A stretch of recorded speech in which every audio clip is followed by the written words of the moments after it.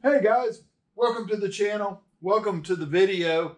This video, we're going to disassemble the old working man C10 here with the LS swap. We're going to pull the engine and trans out of it so that we can finish up some welding, clean up a little bit of this frame that doesn't have any paint on it, repaint it, and hopefully reassemble this and then start actually building the front end of the truck, putting it together, hopefully for the final time. Sit down, tune in, and let's get some stuff done.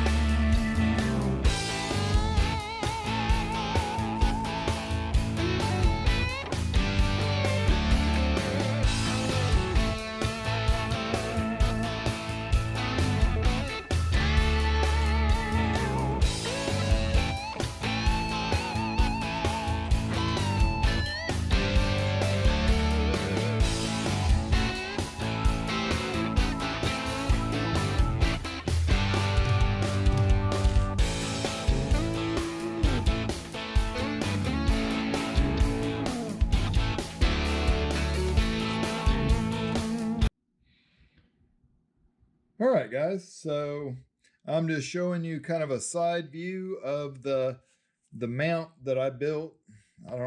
The engine stand, I guess you'd call it, the part that bolts to the cross member of our old truck. You know, these trucks originally, it bolted to the top of the frame, came down, bolted to the bottom of the frame, and then the engine sat in it. You can buy lots of adapters, anything that you can imagine pretty much out of the catalogs today. I was surfing the internet and there was a build that a guy did on a forum online. Lots of good pictures, lots of commentary, but we're going to try to video and show what I came up with and kind of just blended things together.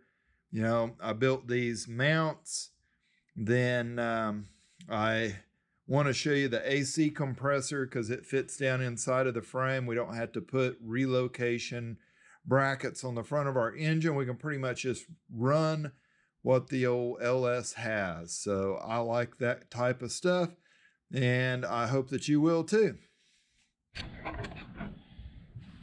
So you can see, I mean, it doesn't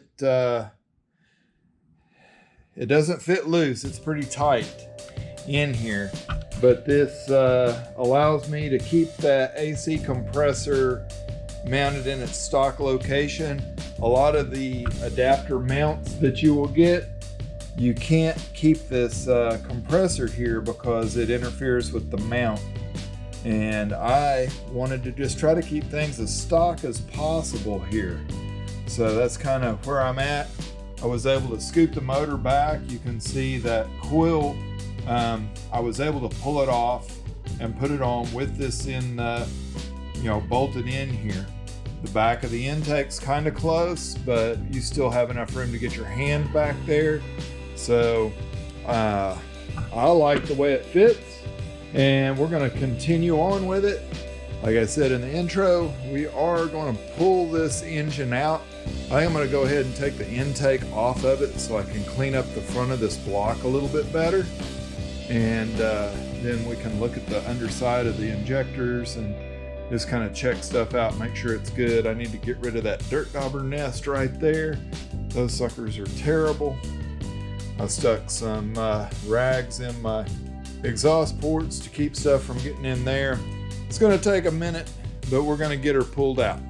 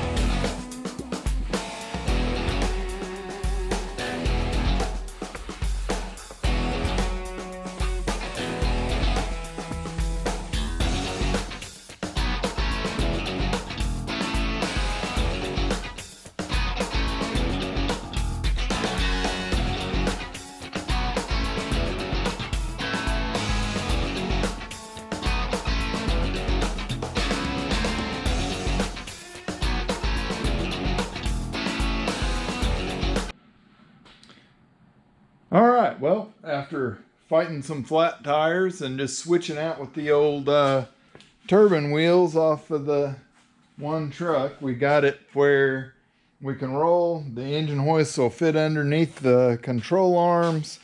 Got our chain hooked up. Intake is off of it. I did go back and kind of wipe things off, just preliminary. Run the vacuum in there, clean everything up. It's a pretty nasty spot. I am going to have to pull this oil sender and modify it to use our mechanical setup for the old truck. And yeah, it's pretty loose. I may have to put a jack underneath the transmission. I'm not sure. But I moved the truck forward so like I can lift the motor and roll the truck backwards, and it's just a mess back there. But yeah, that's where we're at. We're getting the motor out so we can do all of the work that needs to be done to get it where we can actually start this thing. Well, all right, there it is in the floor safely. Nobody hurt.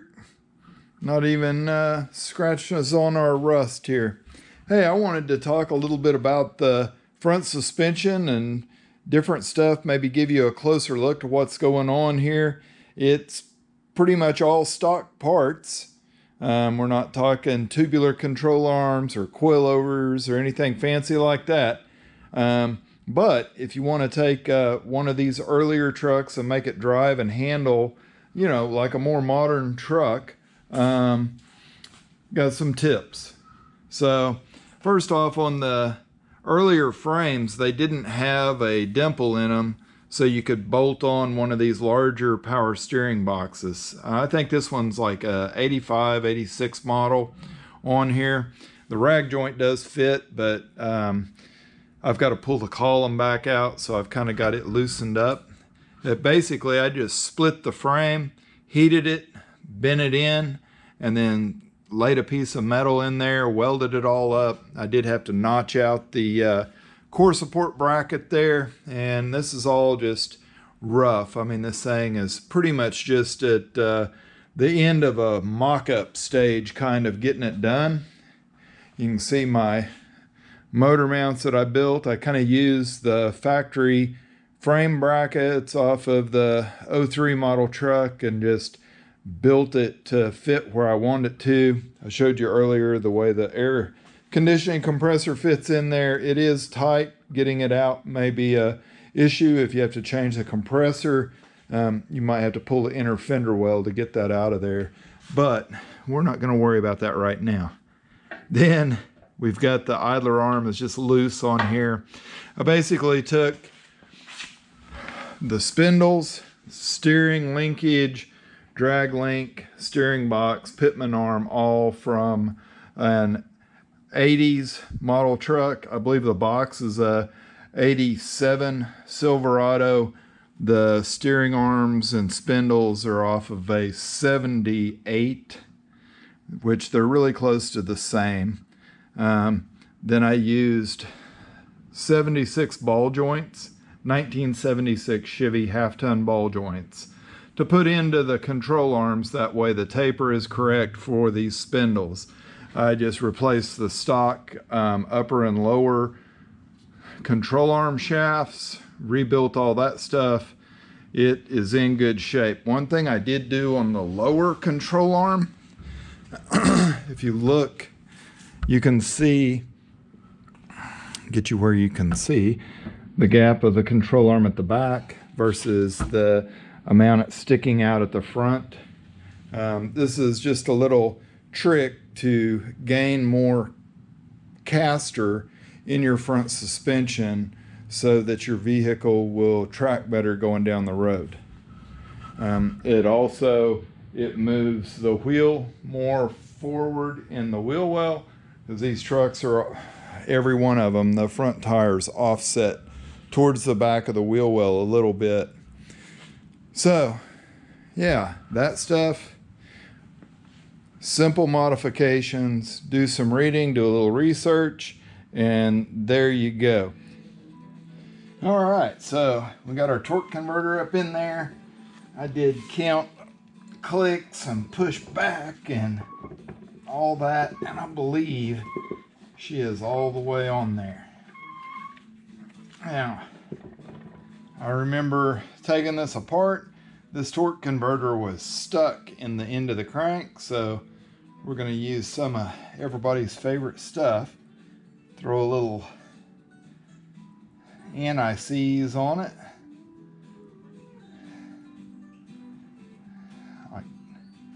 Coat it and try to level this thing out and slip it together.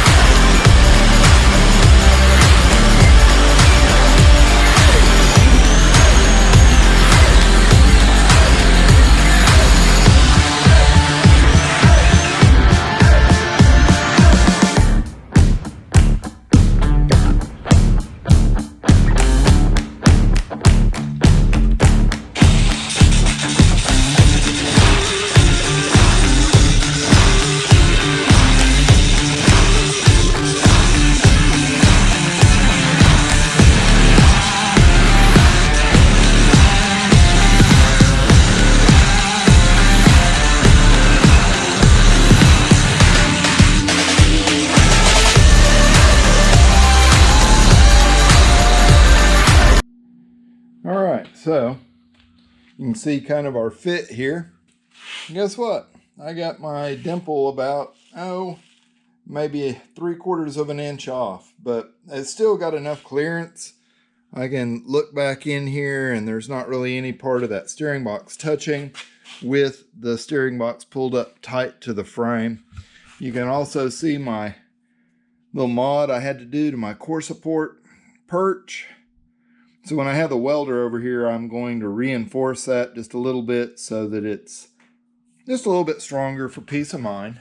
Won't take that long.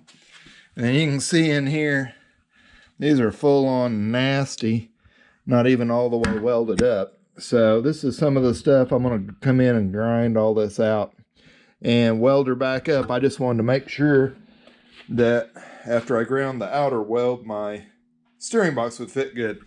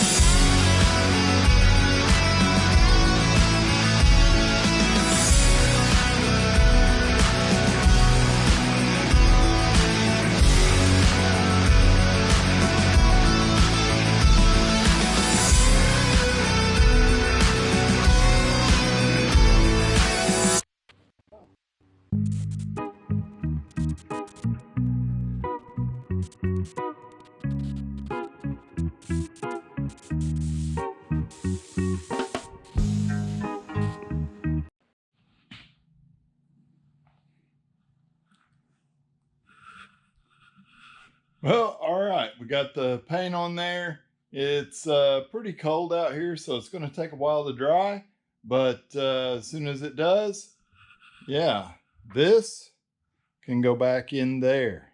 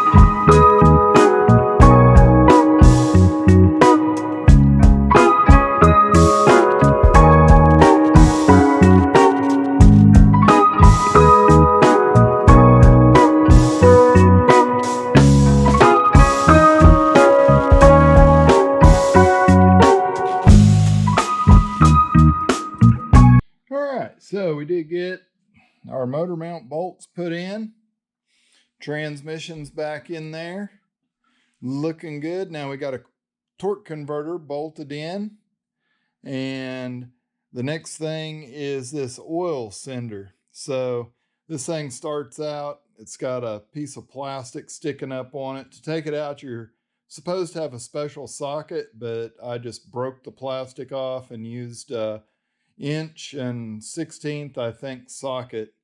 Then I drilled it out, and I don't know if you can see in there, tapped it out to 1/8" pipe. So now I have made an adapter to use the mechanical oil pressure gauge that came in our truck.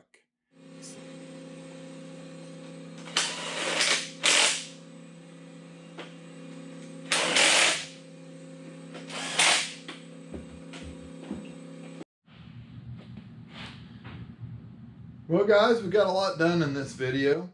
We were able to pull the motor out, straighten up all the welding that needed to be done, get it ground, prime everything, paint everything, get the motor back in here. I do have my wiring kind of loosely laid, got the starter bolted up here. I'm going to keep doing that stuff in the background. It's hard to get it to show up on video, and it's pretty straightforward stuff. The next video on this truck, we'll probably be working on the core support and maybe put this inner wheel well on this side so that we can get our wiring box, whatever, fuse box. Yeah, that's it, mounted up there. Hey, I appreciate you guys watching. If you would, hit that thumbs up button. It helps the channel. Subscribe. Share it if you think somebody might be able to use the information. I'm going to include a link for some of the information for the front suspension down in the description. And as I'm going through anything that was out there that I found and I used somebody else's stuff, I'll include that link down there. So all this is in one thread or one set of videos. Yeah. So catch you guys on the next video.